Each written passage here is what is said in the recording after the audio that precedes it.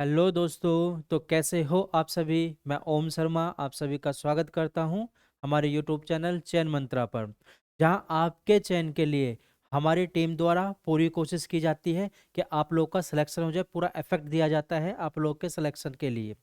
सबसे पहले मैं आप सभी को शुभकामनाएं देता हूं छठ पूजा की। छठ पूजा चल रही हैं, उसके लिए आप सभी को शुभकामनाएं। अच्छे से अपना त्योहार बनाइए। तो आज हम आपके लिए क्या लाए हैं। हम आपके लिए लाए हैं अनुपात और समानुपात, यानी रेशो एंड प्रिपोर्शनल। अब देखो, आज के जो टॉपिक है यानी अनुपात और समानुपात में पहले इसका बेसिक बताया जाएगा। उसके बाद में जितने प्रीवियस ईयर के क्वेश्चन हैं वो यहाँ पे आप लोग को कराए जाएंगे। बिल्कुल सिंपल से चलेंगे, सिंपल वर्क से चलेंगे और हार्ड वर्क की तरफ धीरे धीरे बढ़ते चलेंगे। तो मैं आशा करता हूँ आप सभी लोग अच्छे होंगे, स्वस्थ होंगे, मस्त होंगे और जबरदस्त होंगे। आप लोगों की पढ़ाई भी बहुत अच्छे से चल रही होगी। तो मैं आशा करता हूँ कि यदि आप लोगों के पास में कोई ऐसा क्वेश्चन है जो आपसे नहीं हो पा रहा, वो हमारे पास भेज देना। हम उसको बड़े सिंपल तरीके से आप लोगों के पास उसको लेकर आएंगे। चलते हैं हम अपनी सीरीज पर। तो देखो, जैसा कि मैंने बताया, आज क्या पढ़ाया जाएगा आपको, अनुपात और समानुपात, यानी रेशो एंड प्रिपोर्शनल। अब देखो, यहाँ पे बात की जा रही है। सबसे पहले पेन चेंज कर लेते हैं। यहाँ पे यानी अनुपात और समानुपात की बात की जा रही है। तो सबसे पहले हम ये चीज देख लेते हैं कि अनुपात क्या होता है, समानुपात क्या होता है। उसके बाद हम क्या है, ये सब टॉपिक आप लोग को कवर कराएंगे कि डुप्लीकेट रेशो क्या होता है, जिसको हिंदी में वर्ग अनुपात बोल देते हैं। ठीक है ना। सब डुप्लीकेट क्या होता है, वर्ग मूलानुपात। ध्यान देना, ये वर्ग अनुपात है और ये क्या है, वर्ग मूलानुपात। ठीक है। तो इन सब के बारे में धीरे धीरे एक एक करके आप लोगों को सारा कुछ बताएंगे। तो सबसे पहला हमारा टॉपिक आता है रेशो क्या होता है। तो सबसे पहले हम रेशो के बारे में जिक्र कर लेते हैं। अब देखो, यहाँ पे बात की जा रही है रेशो की। इसको हम ऊपर कर लेते हैं या नेक्स्ट पेज ले लेते हैं। एक काम करते हैं, नेक्स्ट पेज टेढ़ा हो जाएगा ये। नेक्स्ट पेज ले लिया हमने। अब देखो, यहाँ पे बात कीजिए रेशो क्या होता है।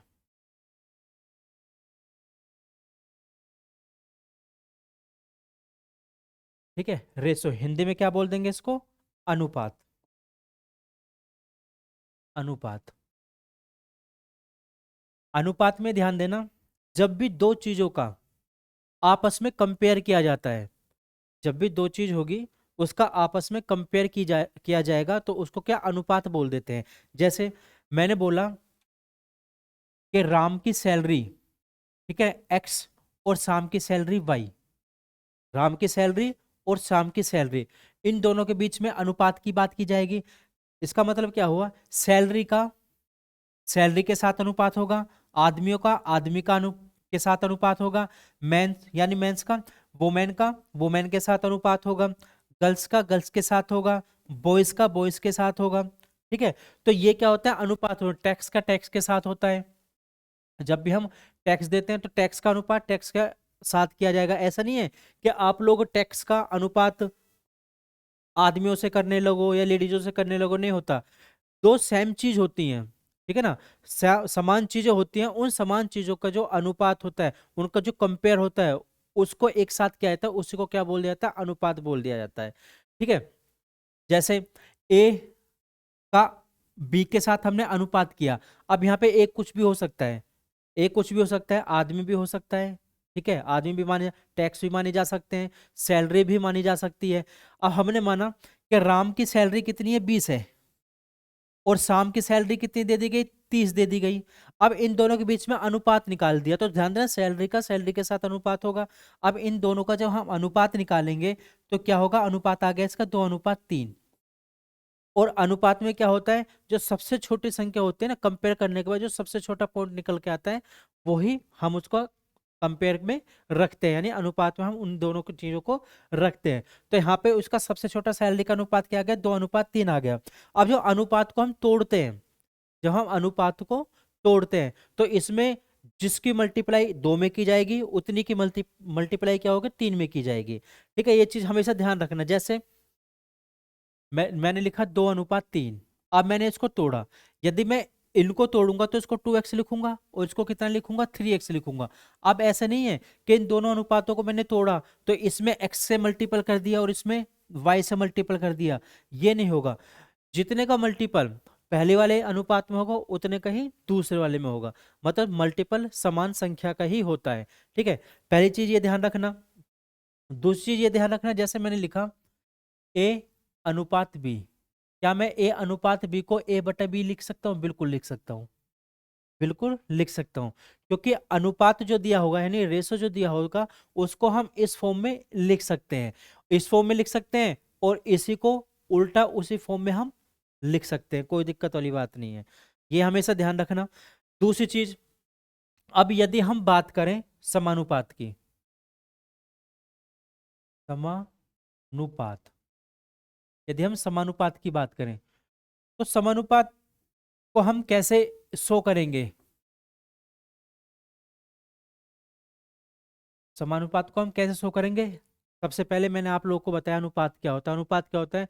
जब भी दो समान चीजों का आपस में कंपेयर किया जाता है वो क्या होता है? अनुपात होता है, पहली बात।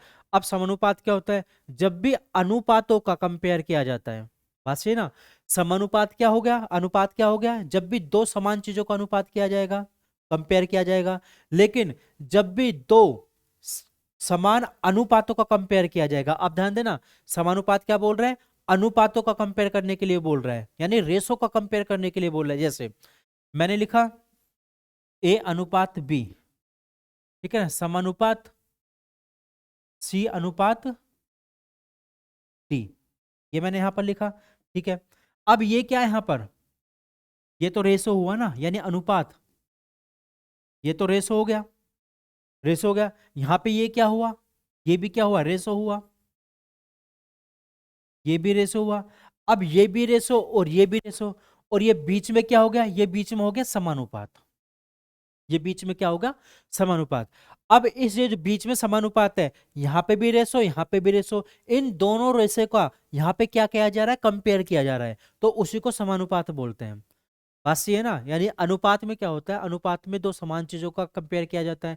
समानुपात में क्या होता है? समानुपात में दो रेशो का कंपेयर किया जाता है। अब यहाँ पे रेशो का कंपेयर किया जाता है। अब देखो यहाँ पे जो रेशो दिया गया है इसको थोड़ा ऊपर कर लेते हैं। यहाँ पे जो रेशो दिया गया है ए अनुपात बी, तो मैं इसको ए बटे बी लिख सकता हूँ, बिल्कुल लिख सकता हूँ, क्योंकि मैंने अभी पीछे बताया था कि रेशो को हम बटे में लिख सकते हैं, तो ए बटा बी आ गया। उसी तरह से इसको रेशो क्या करता हूँ? सी अपॉन डी, बिल्कुल कर सकता हूँ, कोई दिक्कत वाली बात नहीं है। और ये समानुपात होता है, ये क्या किसको शो करता है? ये इक्वल को शो करता है। अब इसका तिरछा मल्टीपल कर लो, और जब इसकी तिरछी मल्टीपल को क्या करोगे, क्या होगा? ए डी बराबर बी सी। ये इस हिसाब से ये इसका फॉर्मूला बनता है, जो हम आगे आप लोगों को बताएंगे। बस ये ना।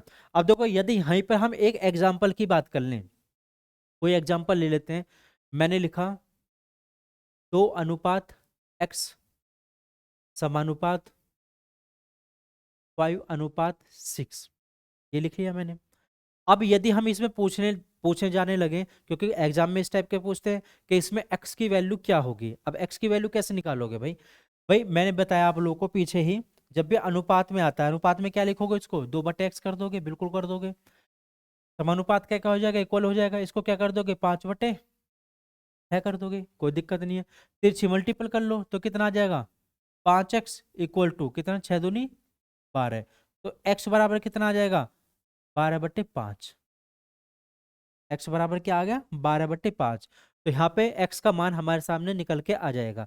ये चीज हमेशा ध्यान रखना, जो मैंने आप लोगों को बताया है कि जब भी रेशो होता है, रेशो को हम इस वाली फॉर्म में लिख सकते हैं, हमने इस वाली फॉर्म में लिखा। समानुपात क्या है? इक्वल को शो करेगा, इक्वल की वैल्यू को शो करेगा, हमने इक्वल किया, तो इस प्रकार से यहाँ से क्वेश्चन बनते हैं। ये हमारा x का मान यहाँ पे आ जाता है। बस है। इसमें दूसरी चीज ध्यान रखना, क्या दूसरी चीज? देखो मैंने लिखा सबसे पहले a बराबर 1/2, या a अनुपात b बराबर 1/2 अनुपात 3/5, मैंने ये लिखा।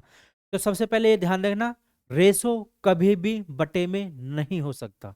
बस है ना, जब भी दो चीजों का कंपेयर किया जाता है तो रेशो कभी भी बटे में नहीं हो सकता, यानी डिवाइड की फॉर्म में नहीं हो सकता। तो सबसे पहले हम इसको डिवाइड की फॉर्म में से हटाएंगे। अब डिवाइड की फॉर्म में से कैसे हटाएंगे? दो तरीके होते हैं, या तो 2 और 5, या तो 2 और 5 का क्या ले लो, एलसीएम ले लो। 2 और 5 का एलसीएम लोगे, जो एलसीएम आएगा उन दोनों का क्या करोगे, इन दोनों संख्याओं में मल्टीपल करोगे। लेकिन हम ऐसा नहीं करेंगे, हम सीधा सीधा क्या करेंगे, इनका तिरछा मल्टीपल कर लेंगे। तो तिरछा मल्टीपल करेंगे इतना, 5 एकम 5 और 2 तिया 6, तो इनका रेशो क्या आ गया, इतना आ गया। बस ये ना, इनका रेशो क्या आ गया, इतना आ गया। बस ये, क्योंकि 5 एकम 5 आ गया और 2 तिया 6, जब एलसीएम लोगे ना तो एलसीएम से भी निकल के यही फॉर्म आएगी। हमें छोटे छोटे रूप में क्वेश्चन को करना होता है, वहां पे क्या कहा, एक एक सेकंड एग्जाम में हमको बचाना होता है। तो ये वाली इस फॉर्म में आएगी। मैंने यहाँ पे क्या बताया था कि रेशो कभी भी, जो रेशो होता है, रेशो कभी भी बटे की फॉर्म में नहीं होता। यहाँ पे एक एग्जांपल देख लेते हैं, एक एग्जांपल ले लेते हैं। यहाँ पर मैंने लिखा ए अनुपात बी बराबर 5:3 अनुपात 2:5। ठीक है, ये लिखा। उसके बाद मैंने कोई दूसरा फॉर्म लिया, बी अनुपात सी बराबर 1/2 अनुपात 3/4। ये फॉर्म लिखा मैंने। ठीक है, अब इसमें आप लोगों से कुछ भी पूछा जा सकता है। पहला क्या पूछा जा सकता है कि इसमें ए रेसो बी रेसो सी क्या होगा। दूसरा पूछा जा सकता है कि ए अनुपात बी क्या होगा। तीसरा पूछा जाता है ए अनुपात तो बी है, ए अनुपात सी क्या होगा, पूछा जा सकता है। प्लस इसमें और भी फॉर्म में पूछा सकते हैं, मध्यानुपात, वो आगे बताएंगे हम आप लोगों को। पहले ये फॉर्म निकाल के देखते हैं। ठीक है, अब देखो मैंने आप लोगों को क्या बताया पीछे, कि रेशो कभी बटे में नहीं हो सकता, सबसे पहले इसका बटा चेंज करो। हमने तिरछा मल्टीपल किया, जब तिरछा मल्टीपल करेंगे तो ए रेशो बी, ए अनुपात बी कितना आएगा हमारे पास, 5×5 = 25। ठीक है, 3×2 = 6, ये आ गया 6 आ गया। ठीक है, वहां पर आ जाओ बी अनुपात सी पे, बी अनुपात सी तिरछा मल्टीपल करो, 4×1 = 4 और 3×2 = 6, आ गया इतना, 4:6। अब हमें पता है कि इन दोनों में 2 कॉमन है, हटा दो पहले, सबसे पहले इसको हम यहाँ से काट लेंगे, 2:3। बस ये तो बी अनुपात सी कितना आ गया, 2:3 आ गया। आ गया हमारे पास, कोई दिक्कत नहीं है। अब हमें निकालना क्या है, ए अनुपात बी अनुपात सी निकालना है। अब जब भी आप लोग को चीज निकालनी हो तो क्या करोगे, ए अनुपात बी अनुपात सी लिखा, तो ए अनुपात बी की वैल्यू क्या है, हमने यहां से ले ली, यानी कितना है, 25:6। फिर बी अनुपात सी की वैल्यू कितनी दी गई है, बी अनुपात सी की वैल्यू दी गई, बी की वैल्यू 2 बार है ना, एक यहाँ पे एक यहाँ पे, तो बी की वैल्यू यहाँ पे कितनी दी गई, 2 दी गई है, और यहाँ पे कितनी दी गई, 3 दी गई है।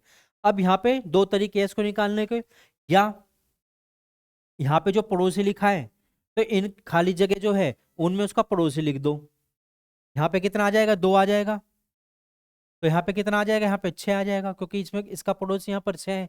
मल्टीपल कर लो इनका, 25×2 = 50, 6×2 = 12 और 3×6 = 18, ये आ गया। अब 2 से सारी वैल्यू कट रही है, 2 से काट दो। जब इसको 2 से काटोगे कितना आ जाएगा, ये 25 आ जाएगा, ये 6 आ जाएगा, ये 9 आ गया। ये क्या आ गया, इसका मान आ गया, यानी ए अनुपात बी अनुपात सी का मान आ गया, ये 25:6:9 आ गया। ठीक है, अब ए और सी की बात करें तो ए कितना दिया गया है, यहाँ पे ए दिया गया है 25 और सी कितना दिया गया है, 9 दिया गया है, तो हमने यहाँ पे इसकी वैल्यू लिख दी, ये ए अनुपात सी का मान आ गया। बस ये, तो हमको इस टाइप से करने हैं।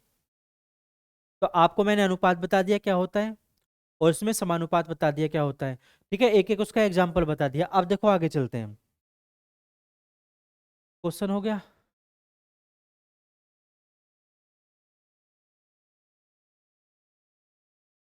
सीधा कर लेते हैं इसको।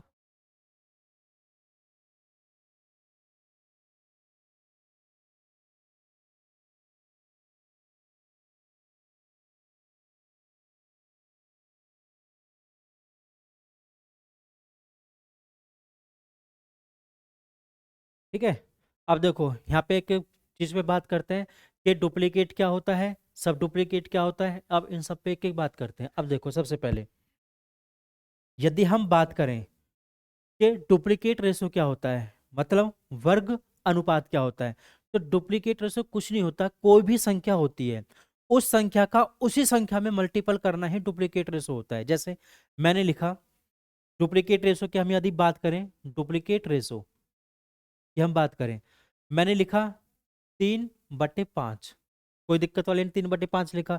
फिर मैंने बोला कि डुप्लीकेट रेशो वो होता है जब उसी संख्या में उसी संख्या से क्या कर दे, मल्टीप्लाई कर दो या वर्ग कर दो। तो जब मल्टीप्लाई करेंगे तो 3/5 का इसमें मल्टीप्लाई करो कितना आएगा, 9/25 आ गया।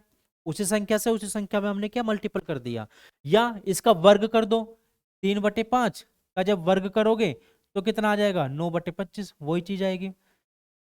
तो डुप्लीकेट रेशो क्या होता है, जब किसी संख्या में उसी संख्या से मल्टीपल कर देते हैं तो डुप्लीकेट रेशो होता है। बस ये कुछ नहीं था इसमें समझाने का, सीधा सीधा सिंपल बता दिए, ये होता है डुप्लीकेट रेशो, पहली बात।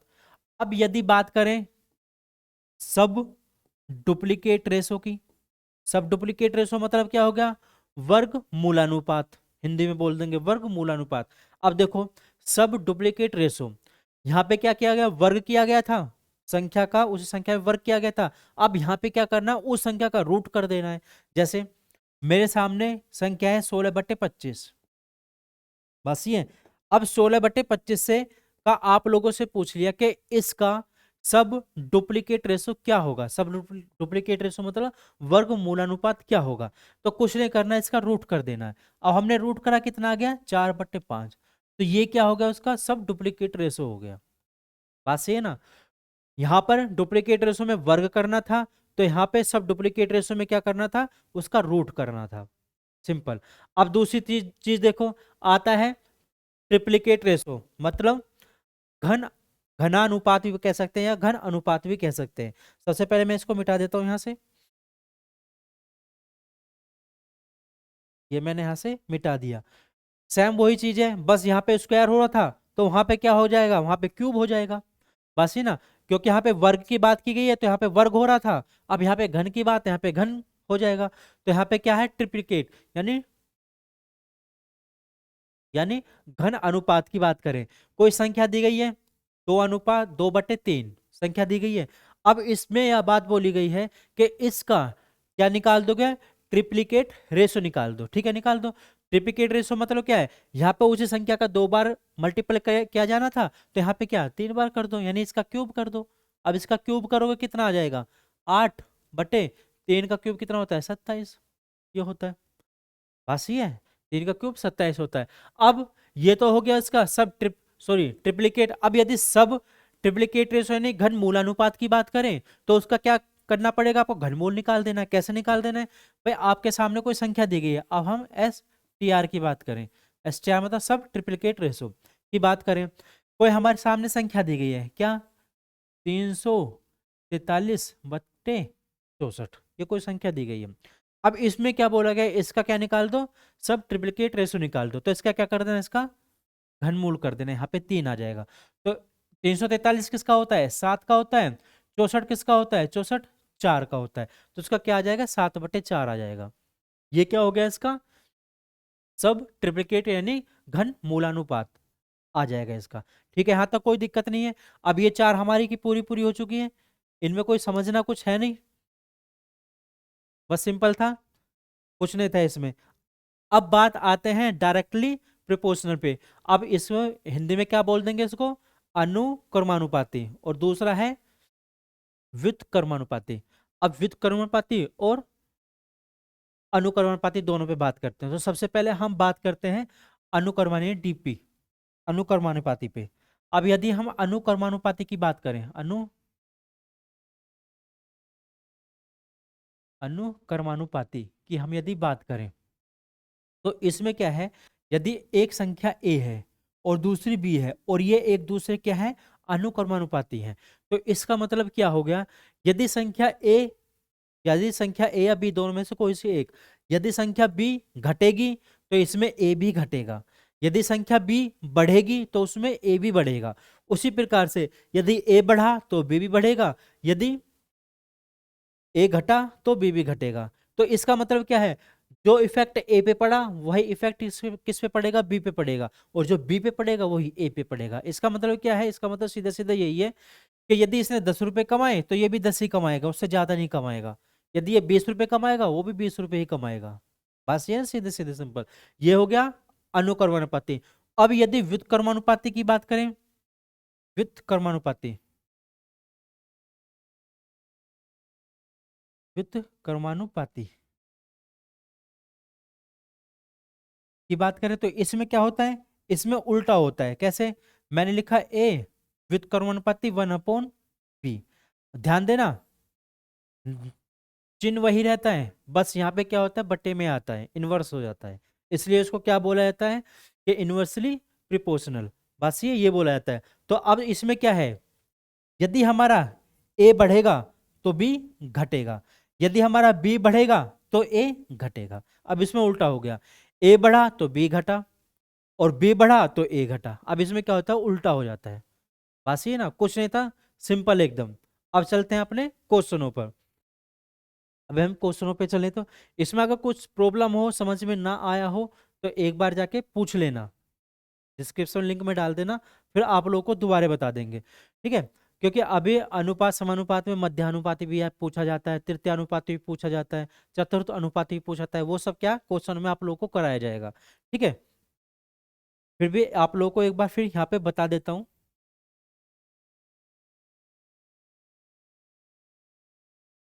कि मध्यानुपाती क्या होता है, चतुर्थ क्या होता है, ये सब बता देता हूँ। जैसे कोई संख्या दी होती है, कोई संख्या दी होती है, मैंने लिखा ए अनुपात बी अनुपात सी, तीन संख्या दी गई है। इसमें आपसे पूछा जाए मध्यानुपाती क्या होता है, ठीक है, यानी मध्यानुपात, इसका हम मध्यानुपात निकालेंगे। तो मध्यानुपात जब निकालेंगे तो मध्य में क्या है इसके, बी। इसका मतलब यहाँ पे क्या बात की जाए, बी की बात की जा रही है। तो कैसे निकालते हैं, तो ए अनुपात बी समानुपात बी अनुपात सी। क्योंकि यहाँ पे मध्यानुपात की बात की जा रही है तो बी को दो बार लिया जाएगा। अब हमको ये बात पता है कि ए बटे बी बराबर कितना होता है, बी बटे सी। क्योंकि ए अनुपात बी को हम ए बटे बी कर सकते हैं। अब इनका क्या कर दिया हमने, तिरछा मल्टीपल कर दिया, मल्टीपल कर दो। तो बी स्क्वायर बराबर क्या हो जाएगा, ए सी। तो बी बराबर क्या हो जाएगा, रूट ए सी। इसका मतलब क्या हुआ, जब भी हमारे पास कोई ऐसा क्वेश्चन आता है जिसका मध्यानुपात पूछा जाता है, तो हम कुछ नहीं करेंगे, उन दोनों डिजिट का रूट निकाल देंगे, वही हमारा मध्यानुपात हो जाएगा। कैसे? मैंने लिखा, ऊपर कर लेता हूँ थोड़ा सा इसको, साइड कर लेता हूँ, साइड अच्छा रहेगा,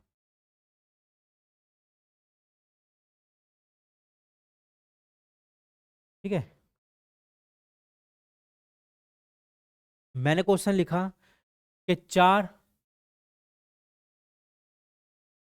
चार व नौ का मध्यानुपात निकालना है।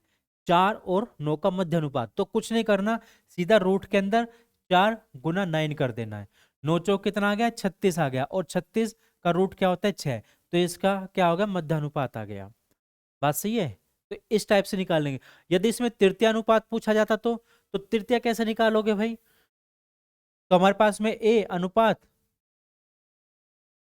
बी अनुपात सी दिया गया। अब इसमें तृतीय की बात की जा रही है, अब इसमें तृतीय की बात की जा रही है। अब तृतीय कैसे निकालोगे, अब तृतीय में इसमें तृतीय मानना पड़ेगा, या तो एक्स मान लो या वाई मान लो, जो भी आपसे सुटेबल हो मानते हैं। चलो क्वेश्चनों पे कराते हैं, क्वेश्चनों पे चलते हैं, क्वेश्चन आएंगे उसमें कराते हैं,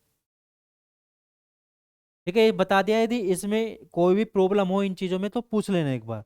अब देखो हमारे पास ये पहला क्वेश्चन दिया गया है, इसमें यह पूछा जा रहा है इसमें एक्स का मान क्या है, लेकिन इसमें यह भी पूछा जा सकता था कि चतुर्थ अनुपाती क्या है, क्योंकि ये फोर्थ स्थान पे, यानी 1 2 3 4, ये चौथे स्थान पे दिया गया है, फोर्थ स्थान पे दिया गया है।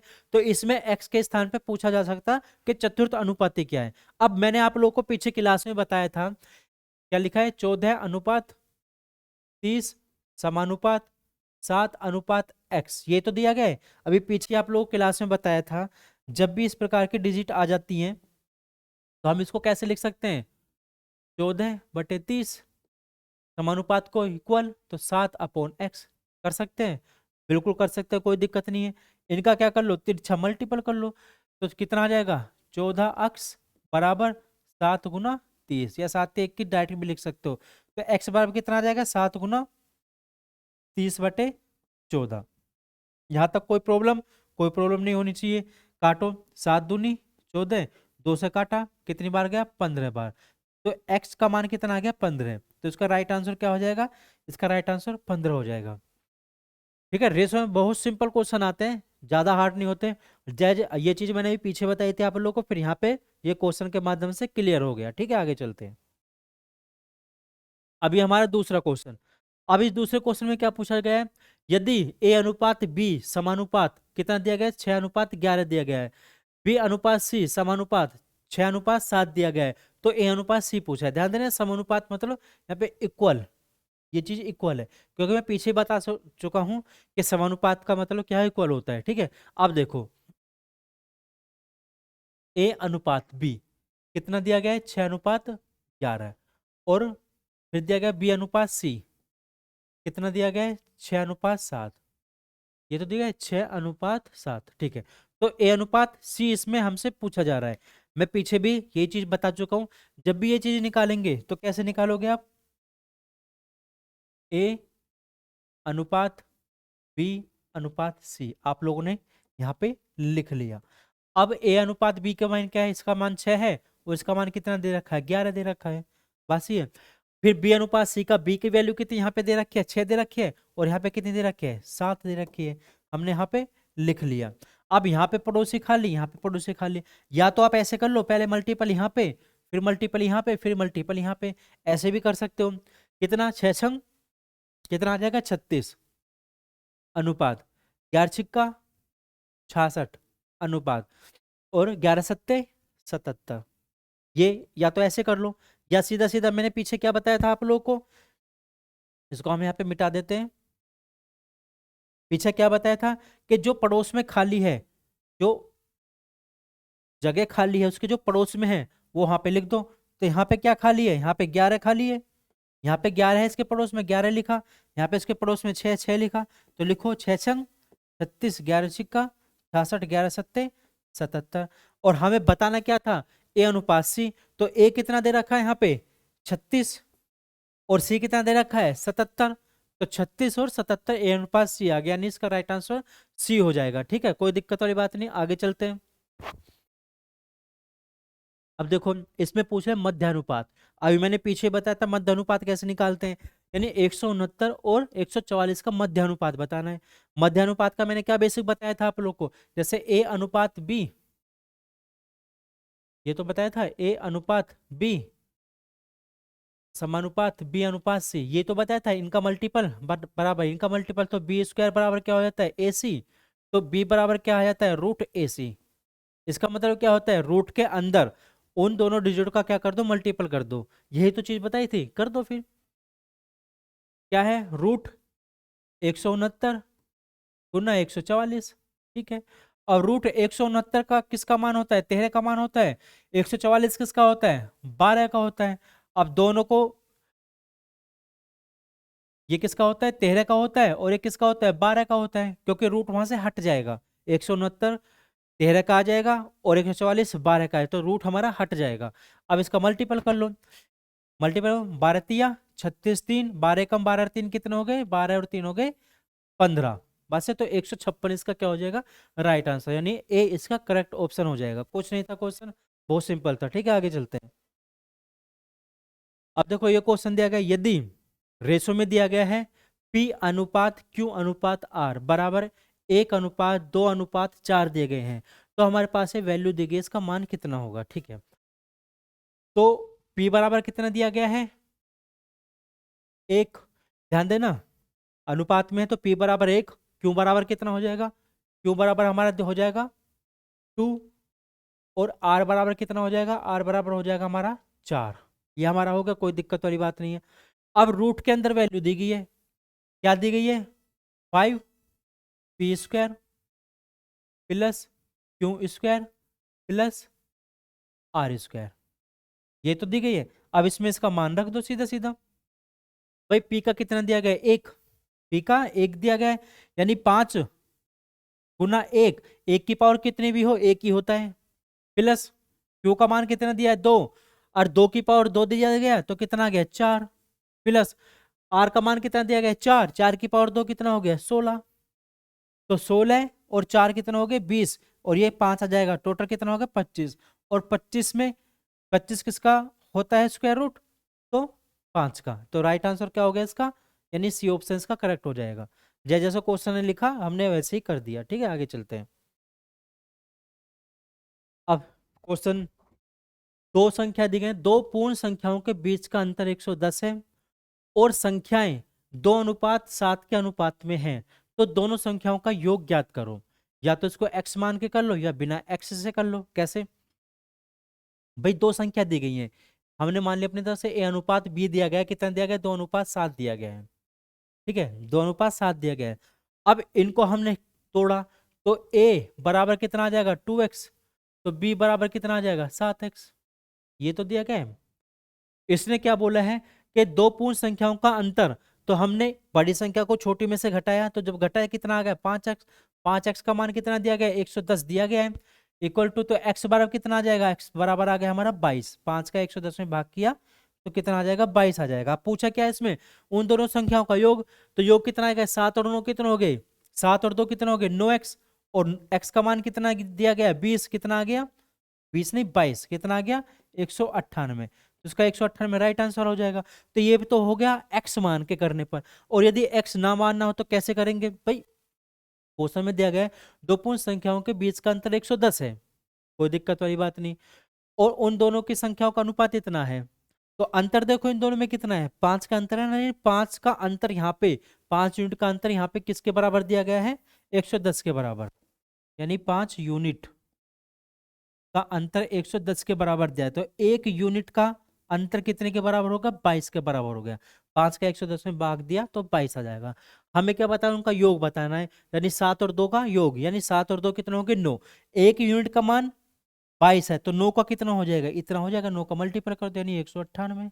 इसका राइट आंसर क्या हो गया, डी इसका ऐसे, डी इसका 198 आंसर हो जाए। या तो ऐसे कर लो या ऐसे कर लो, उसमें थोड़ा सा समय लग सकता है लेकिन ये ज्यादा बेटर रह जाएगा। ठीक है ना, आगे चलते हैं।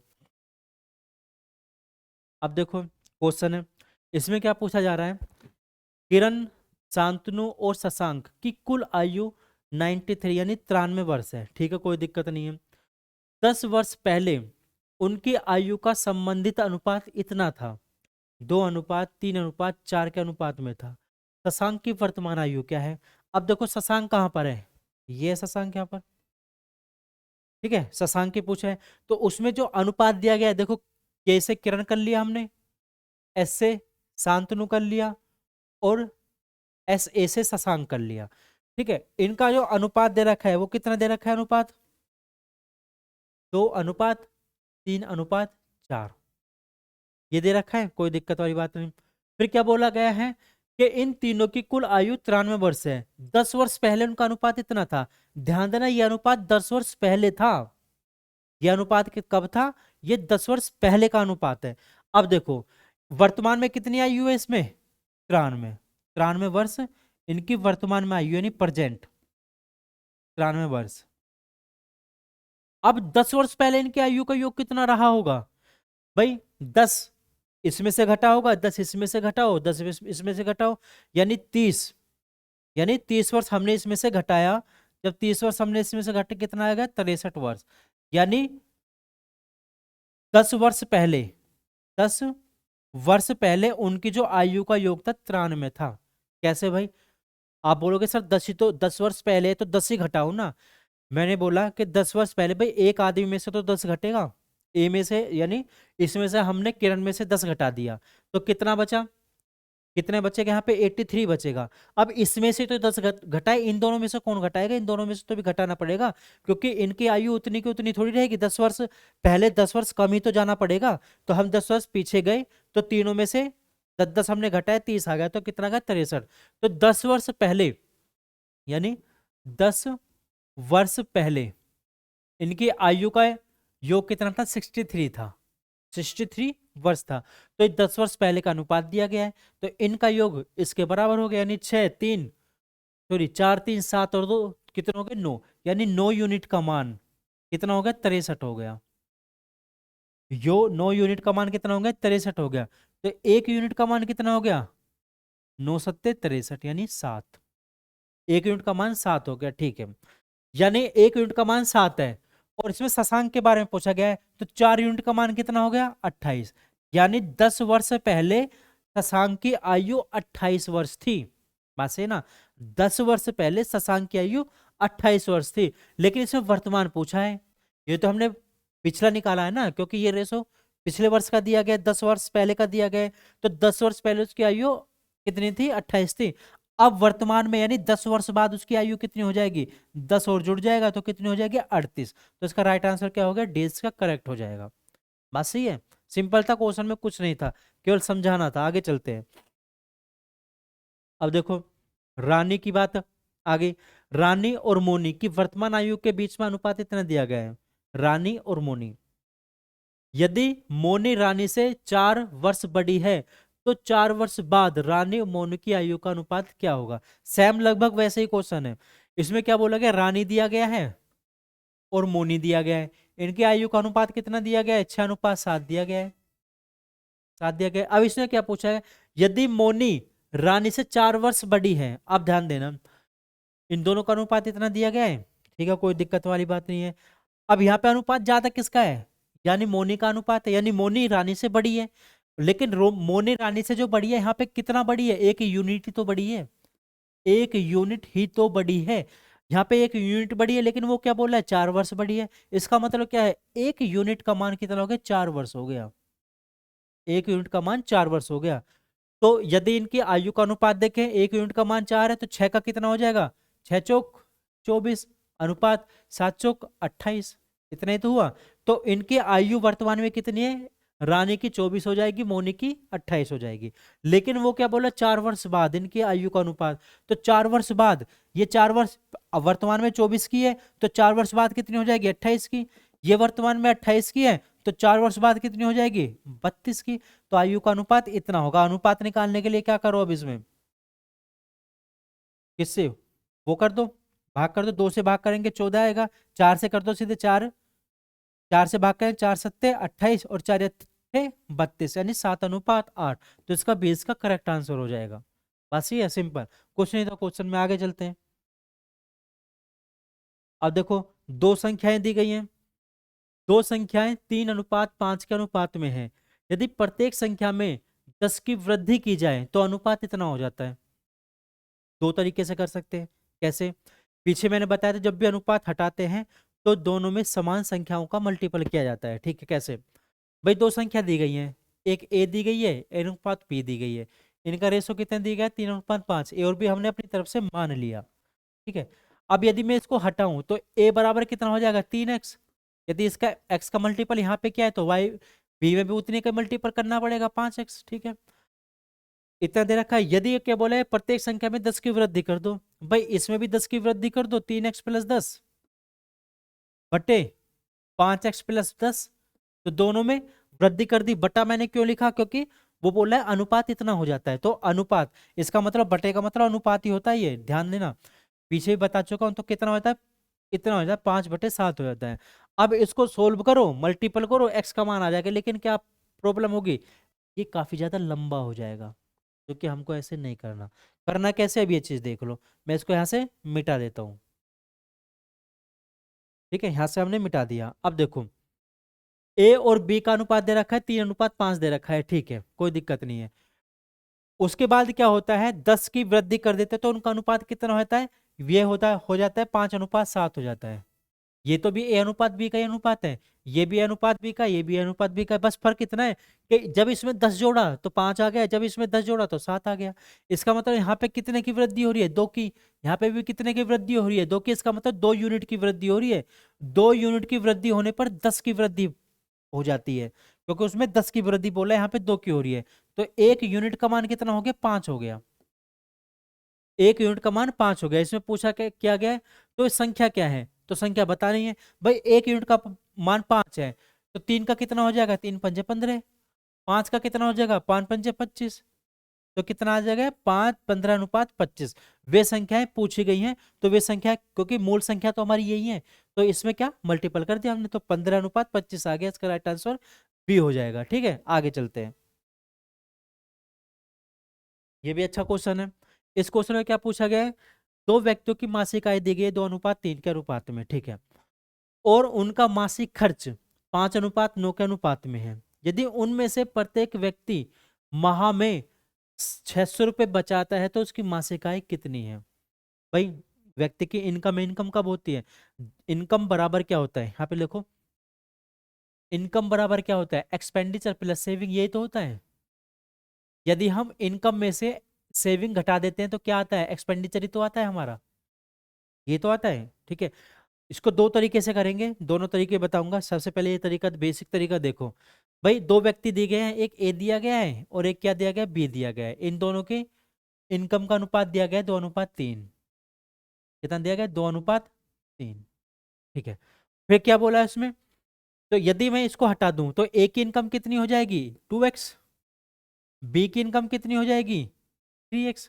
अब इनमें से मैंने इनकम में से 3x, इन दोनों के इनकम में से इनकी सेविंग घटा दी। भाई इसमें से भी इसकी सेविंग घट गई और इसमें से भी इसकी सेविंग घट गई दोनों की सेविंग। जब दोनों की सेविंग घट गई तो बचा क्या? एक्सपेंडिचर। और एक्सपेंडिचर का अनुपात यानी मासिक खर्च का अनुपात कितना दे रखा है? 5/9। 5/9। अब इसको क्या कर लो? सोल्व कर लो आप लोग। सोल्व करने के बाद क्या हो गया? आपका एक्स का मान आ जाएगा। एक्स के मान को कहाँ पे रख दोगे आप? यहाँ पे रख दोगे, आपका आंसर आ जाएगा। बस ये। लेकिन हमको ऐसा नहीं करना। क्यों नहीं करना? लंबा बैठता है। करना कैसे? अब ये देख लो, करना कैसे है अब ये देख लो। भाई हमें पता है ये क्या दिया हुआ है, ये इनकम दी गई है, इसको भी यहां से मिटा देता हूं। ये क्या दी गई? इनकम दी गई है। अब ए और बी के, ये तो इनकम हो गई, यदि हम इनके इनकम हो गई, यदि हम इसके एक्सपेंडिचर की बात करें और बी के एक्सपेंडिचर की, तो इसका एक्सपेंडिचर कितना है? 5 दे रखा है और ये कितना दे रखा है? 9 दे रखा है। अब देखो, ए की तनख्वाह कितनी है? इनकम कितनी है? 2। खर्चा कितना कर रहा है? 5। भाई इनकम 2 है, खर्चा 5, ऐसे कैसे हो जाएगा? इसका मतलब क्या है कि ऊपर हमें एक ऐसी संख्या की मल्टीपल करना है ताकि इन दोनों संख्याओं पर समान प्रभाव पड़े। ठीक है ना? क्योंकि इनकम कभी भी कम नहीं हो सकती किससे? एक्सपेंडिचर से। एक्सपेंडिचर हमेशा कम होता है, इनकम ज्यादा होती है। तो यदि मैं इसमें से 3 का मल्टीपल कर दूं या 4 का कर दूं, यदि मैंने इसमें 4 का करा, जितने का मल्टीपल यहां होगा उतने का यहीं पे होगा, ध्यान रखना। 4 का करा, 4 दूनी 8 और 3 चौक 12, ये आ गया हमारे पास इतना। अब हमें ऊपर वाली लाइन से कोई लेना देना नहीं है, ऊपर वाली लाइन से कोई लेना देना नहीं है। तो अब ए की इनकम 8 है और बी की इनकम 12 है। अब ये भी देख लो, क्या बोले? समान खर्च कर रहे हैं तो समान होने चाहिए। मैंने इसको इसमें से घटाया, कितना आया? 3 आया, यानी 3 यूनिट। इसको इसमें से घटाया यानी यहाँ पे भी 3 यूनिट आया। इसका मतलब क्या है? दोनों समान खर्च कर रहे हैं। भाई इनकम एक ही 8 है, 5 खर्च कर दिए, बचे कितने? 3। 3 सेविंग ही तो बची। बी की इनकम 12 है, 9 खर्च कर दिए, बचे कितने? 3। तो 3 सेविंग, यानी समान सेविंग हो रही है। तो उसी हिसाब से उनमें से प्रत्येक माह में इतना बचाता है, तो प्रत्येक बचा रहा है ना 600 रुपए, तो प्रत्येक यहाँ पे 3 बचा रहा है। अब आप बोलोगे सर मैं यहाँ पे 3 का मल्टीपल करूँ, यदि मैं यहाँ पे 3 का मल्टीपल करूंगा तो फिर समान सेविंग नहीं आएगी, हमें समान सेविंग करनी है। तो समान सेविंग आ गई, इसका मतलब 3 यूनिट। 3 यूनिट का मान कितना दे रखा है वहां पर? 600 दे रखा है। 3 यूनिट का मान कितना? 600 दे रखा है। तो 1 यूनिट का मान कितना आ गया? 1 यूनिट का मान आ गया हमारे पास 3 दूनी 6, यानी 200 आ गया। अब हमें देखो क्या करना है, 3 यूनिट का मान हमारा, 1 यूनिट का मान हमारा 200 आ गया। अब क्या पूछा उनकी मासिक आय कितनी है?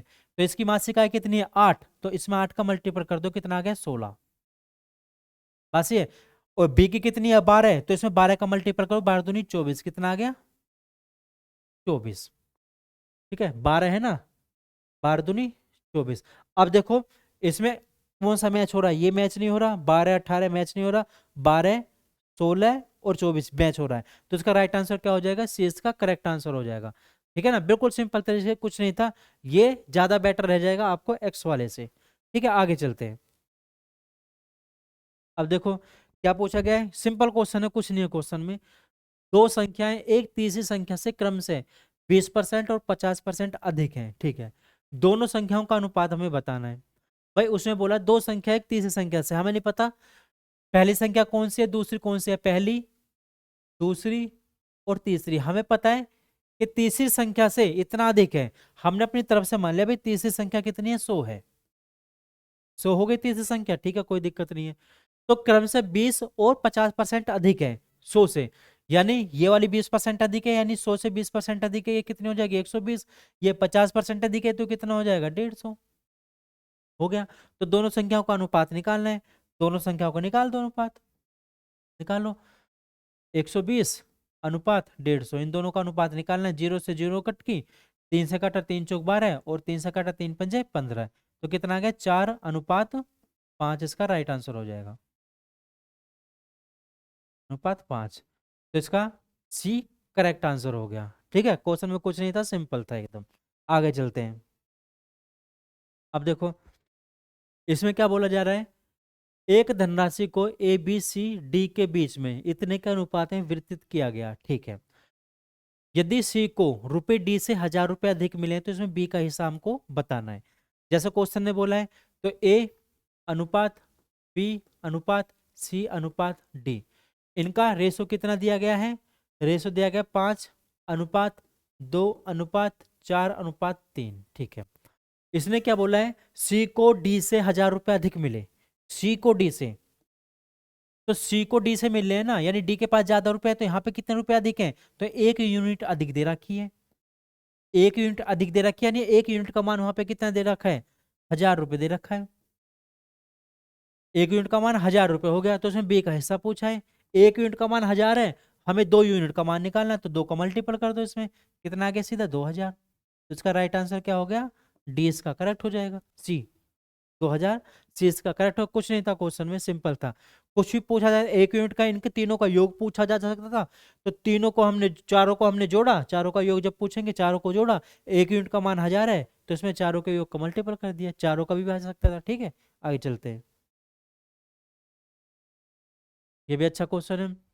60 लीटर के मिश्रण में दूध और पानी का अनुपात दिया गया है। ठीक है, यदि यह अनुपात 1:2 के अनुपात में है, तो आगे मिलाए जाने वाले पानी की मात्रा, इसमें हमें पानी की मात्रा बतानी है।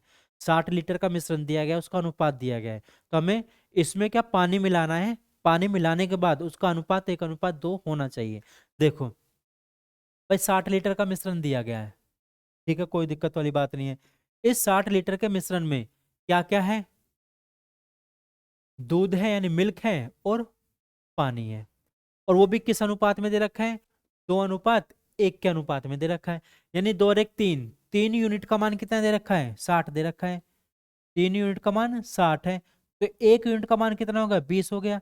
1 यूनिट का मान 20 है, तो 2 यूनिट का मान कितना हो जाएगा हमारा 40, और 1 यूनिट का मान हमारे पास 20 दिया गया है, तो टोटल 40 और 20 कितने हो गए 60। तो हमने दूध और पानी को अलग अलग हमने निकाल लिया, कि दूध कितना दिया गया है 40 लीटर है, और पानी कितना दिया गया है, पानी 60 लीटर दिया गया है। अब हमें उसको क्या बनाना है, हमें बनाना है 1:2 के अनुपात में बनाना है, जब उसमें पानी मिले। भाई पानी मिले, 40 क्या दे रखा है, दूध दे रखा है, बटे 20 क्या दे रखा है, पानी दे रखा है, मैंने इसमें एक्स पानी मिला दिया। जब मैं एक्स पानी मिला देता हूँ, दूध 1 हो जाता है, पानी 2 हो जाता है, आ गया हमारा आंसर। ऐसे कर लो इसको, तिरछी मल्टीपल करो, कितना आ गया 80, इक्वल टू कितना आ गया 20 + x, तो 80, 20 इधर आ जाएगा, जब 20 इधर आ गया तो 20, 20 बराबर x, तो x बराबर कितना आ गया, x बराबर आ गया 60 लीटर।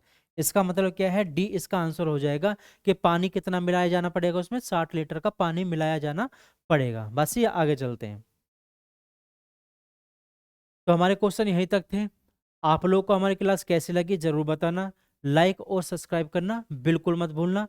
ठीक है ना, तो लाइक करना भूलना ना, सब्सक्राइब करना, ये मेरे लिए, आप लोगों ने मुझे देखा सुना उसके लिए बहुत बहुत धन्यवाद। मैं आप सभी से विदा लेता हूँ, मिलता हूँ नेक्स्ट सेशन में। Thank you.